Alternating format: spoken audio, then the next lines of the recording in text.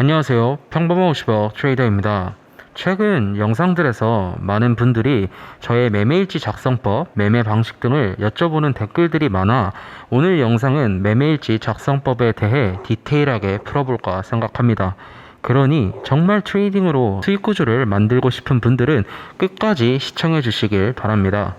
일단 먼저 저는 데이 트레이더입니다. 보통 하루 안에 포지션을 진입하고 엑시트까지 하는 트레이더를 데이 트레이더라고 하죠. 그러기에 저는 오늘 데이 트레이딩을 기준으로 매매 작성법을 알려드리려고 합니다. 이제 본론으로 들어가 보도록 하겠습니다.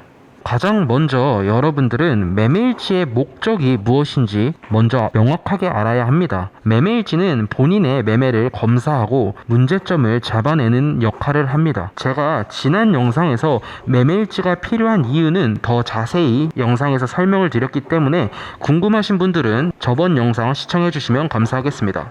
이제 매매일지의 목적을 알았으니 그 다음 스텝은 매매일지의 구조입니다. 일단 저는 세 가지 형식의 매매일지를 작성합니다. 일간 매매일지, 주간 매매일지, 월간 매매일지.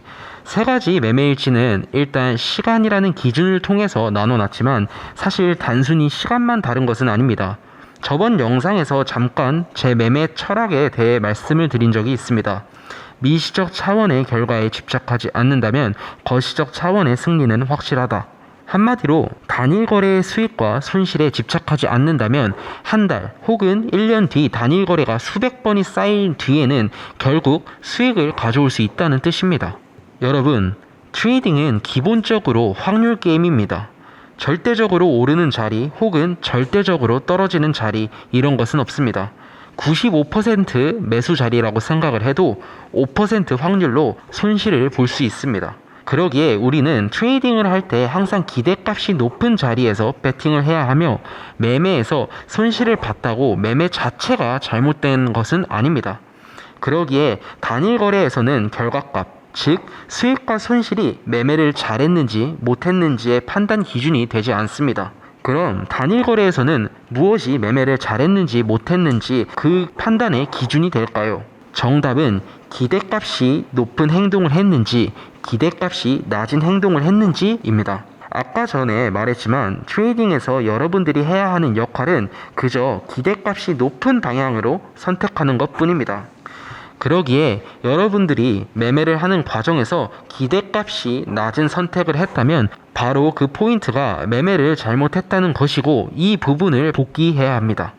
그럼 여기서 기대값을 낮추는 요소는 무엇일까요? 바로 감정입니다. 여러분들도 아시잖아요. 포모라는 감정 때문에 무리해서 진입을 한다던가 손절을 해야 하는 상황에서 손실 회피 감정으로 손절을 하지 못하고 수익권일 때는 수익을 잃을까봐 두려워 익절을 빨리 하죠. 이렇게 감정들이 개입되는 것으로 인해 기대값이 낮춰지는 행동이 나옵니다. 다시 본론으로 돌아와 단일 거래에 대한 매매일지는 매매 과정에 완전히 포커스해야 하며 이때 우리는 매매일지에 매매를 하는 과정 중에 일어난 일들을 기록해야 합니다. 간단하게 제 매매일지 중 일부를 보여드리도록 하겠습니다. 자, 이제 제가 실제 작성한 매매일지를 통해서 일간 매매일지부터 볼 건데요. 아까 전에 또 말했다시피 일간 매매일지, 단일 거래에서 가장 중요한 것은 결과가 아닌 복귀 과정, 한마디로 매매 과정이 가장 중요하다고 말씀드렸습니다. 그래서 지금 제가 작성한 복귀를 간단하게 보면 여기 초반 부분에는 그냥 제가 포지션을 왜 진입했는지를 작성을 해놨습니다. 뭐 저 같은 경우에는 매매 데이터를 갖고 있고 제가 등급별로 좀 나눠놔서 패턴에서 좀 더 공격적으로 혹은 이 패턴에서는 좀 더 수비적으로 이런 것들이 있습니다. 그래서 그런 것들도 이제 차차 풀어 나갈 테니 지금 이 부분이 좀 이해가 안 돼도 그냥 제가 이 부분은 내가 포지션을 진입한 근거다라고 말씀을 드리는 겁니다. 그리고 가장 중요한 부분은 여기에요. 그러나 15일 22시 고점 구간 대량 거래량 형성 이후 약 45분 만에 1.3포인트를 하락. 이는 상승 추세 중 위험 신호 형성으로 핸드 계산을 다시 했을 때 상승 확률이 매우 낮아짐. 이 과정이 중요한 건데 제가 이게 왜 중요하다고 말씀을 드리는 거냐면 아까 전에 매매 과정이 중요하다 했잖아요. 그래서 초반 부분에 당연하게 상승 추세가 지속될 거라는 가정 하에 제가 롱 포지션을 탄 겁니다. 근데 이제 20, 고점 구간부터 핸드가 감소했다. 즉 상승 추세가 지속될 확률이 떨어졌다는 거고 그 말은 내가 잡고 있는 롱 포지션이 불리해졌다는 뜻입니다. 그러면 어떻게 해야 되겠죠? 내가 들고 있는 포지션에 대한 확률이 낮아졌다는 뜻은 이거를 매도를 하던가 혹은 물량의 뭐 80% 50% 이렇게 부분적으로 매도를 하던가 아니면 전량 매도를 했던가 이렇게 이런 식으로 대응을 해야 된다는 것을 얘기를 하는 겁니다. 그렇게 됐을 때 저는 이 구간에서 모든 포지션을 엑시트를 했기 때문에 손실을 최소화 볼 수 있었습니다. 그래서 제가 결과적으로는 마이너스 2.5%를 손실을 봤지만 하지만 제가 매매 과정 측면에서 봤을 때는 진짜 올바른 시점에서 매도가 나갔기 때문에 전혀 문제가 없다라는 것이죠. 자, 근데 두 번째 매매를 볼까요? 두 번째 매매가 또 똑같아요. 두 번째 매매도 복귀 이 초반 부분에는 내가 왜 포지션을 진입했는지예요. 근데 뭐 S급 패턴이니까 아까 비트코인 매매한 거보다 좀 더 공격적으로 포지션 사이즈 비중을 진입했습니다. 그런데 이거 같은 경우에는 엑시트한 시점을 보면은 여기 10% 수익을 보고 엑시트가 나갔습니다. 하지만 이거 같은 경우에는 수익을 본 매매지만 잘한 매매라고 할 수 없어요. 왜냐면 난 롱 포지션을 탔고 상승 추세가 강해지는 시점에서는 포지션을 더 태우거나 아니면은 추가 매수를 해야 되는 구간임에도 불구하고 이 10% 수익을 챙기고 싶어서 엑시트를 했습니다. 한마디로 감정에 반응을 한 거죠. 이 매매 같은 경우에는 내가 엑시트를 하는 게 아니라 더 포지션을 홀딩을 하던가 아니면 포지션을 더 매수를 하던가 이런 식으로 대응을 했어야 되는 게 이성적인 판단에 의해서 맞았다는 것입니다. 그러나 제가 이제 10% 수익을 좀 챙기고 싶은 마음에 이런 안 좋은 감정에 반응을 해버린 거죠. 그래서 이런 부분이 수익을 받지만 못한 매매라는 것입니다. 그리고 전반적으로 일간 매매 일지는 결과 수익과 손실을 체크하기보다는 내가 포지션을 진입하고 포지션을 매도하는 그 과정에서 내가 감정의 반응을 했는지 아니면 내가 이성적인 판단에서 반응을 했는지 이거를 점검을 해야 된다라는 것입니다. 위 두 가지 단일 거래에 대한 매매일지를 정리해 보면 첫 번째 거래에서는 손실을 봤지만 대매매 패턴 플러스 컨펌 조건까지 나와 포지션을 진입하는 과정 역시 이성적이게 수행을 했고 포지션을 손절하는 지점 역시 완벽하게 수행했기에 손실이지만 잘한 매매입니다. 반면 두 번째 거래는 수익을 봤지만 감정으로 인해 익절을 빨리 하고 낮은 기대값에 행동을 했습니다. 그러기에 수익을 본 매매지만 못한 매매입니다.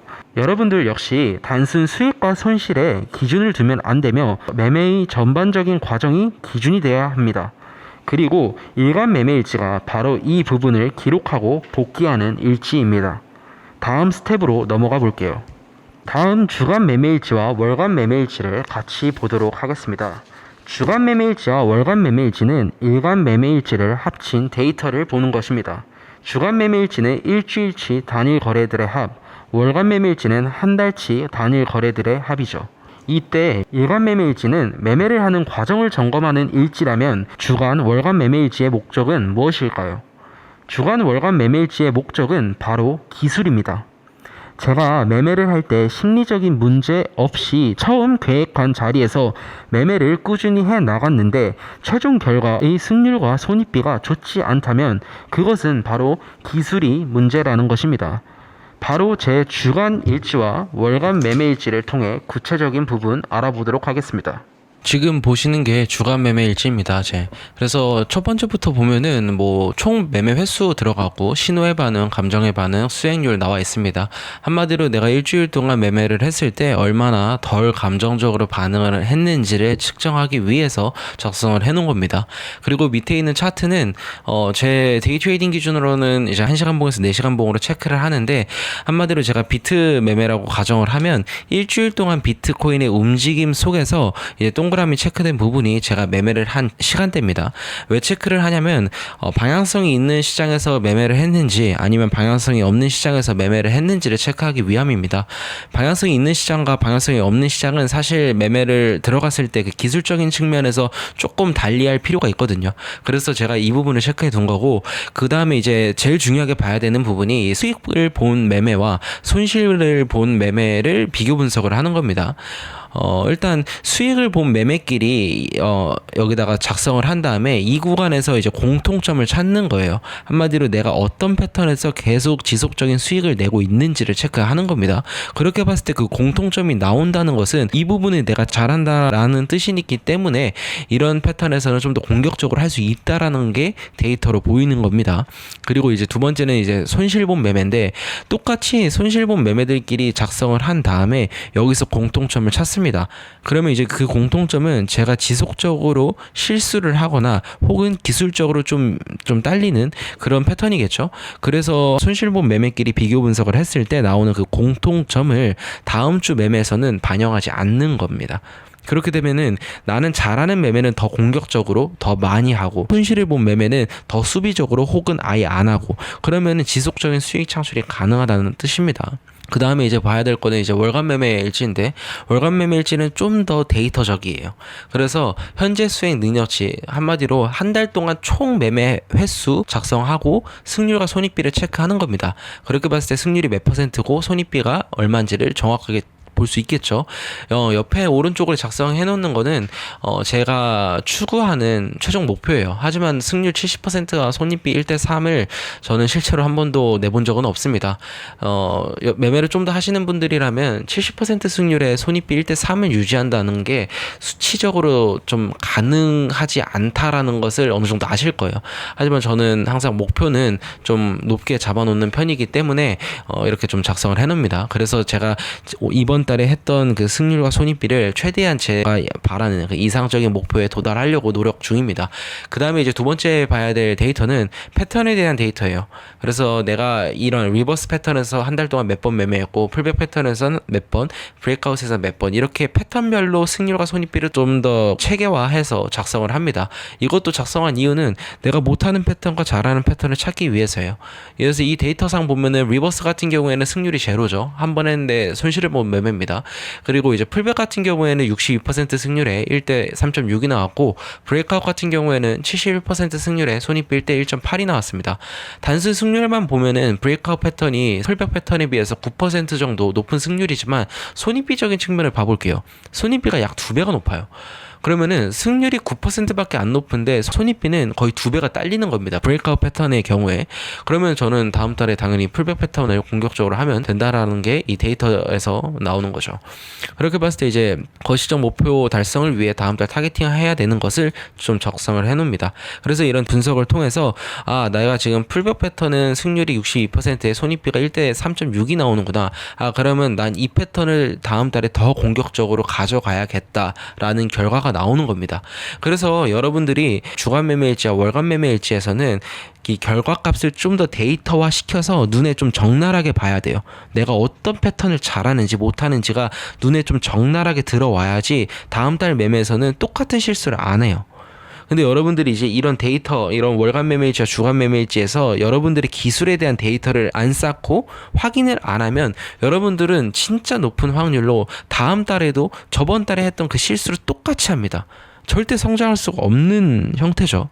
무슨 말 이해되셨나요? 자, 이렇게 제 일간 매매일지, 주간 매매일지, 월간 매매일지 작성 방법을 알려드렸습니다. 마지막으로 중요한 부분만 다시 정리를 해보자면 일간 매매일지는 수익과 손실이 기준이 되지 않고 매매를 하는 과정을 기준으로 작성을 해야 하고 주간, 월간 매매일지는 과정보단 승률과 손익비를 통해 내가 하고 있는 기법에 대한 평가가 들어가야 한다는 것입니다. 여러분들의 기법이 좋은지 안 좋은지는 한 번의 거래로 평가를 하시면 안 됩니다. 매매를 3개월을 했는데 그 기간 동안 계속 다른 기법으로 매매를 한다면 당연히 성과를 측정할 수 없겠죠.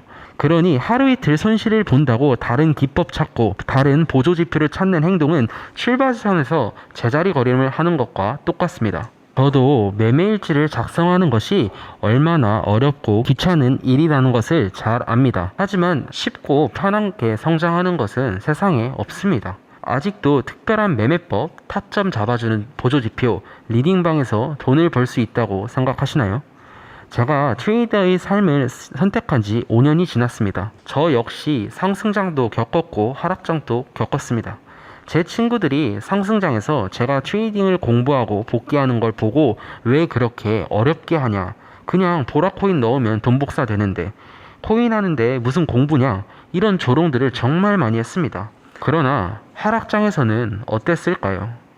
더 나아가 지금은 어떨까요? 제가 단언할 수 있습니다. 매매일지를 작성하고 복귀하는 것이 처음에는 힘들고 오래 걸리지만 결국 이것들이 여러분들의 자산으로 남아 하락장에서 여러분들의 계좌를 지켜줄 것입니다. 더 나아가 결국 여러분들의 계좌를 우상향시켜 줄 것입니다. 저는 지속적인 수익을 내는 트레이딩을 추구합니다. 여러분들은 어떤 트레이딩을 추구하시나요?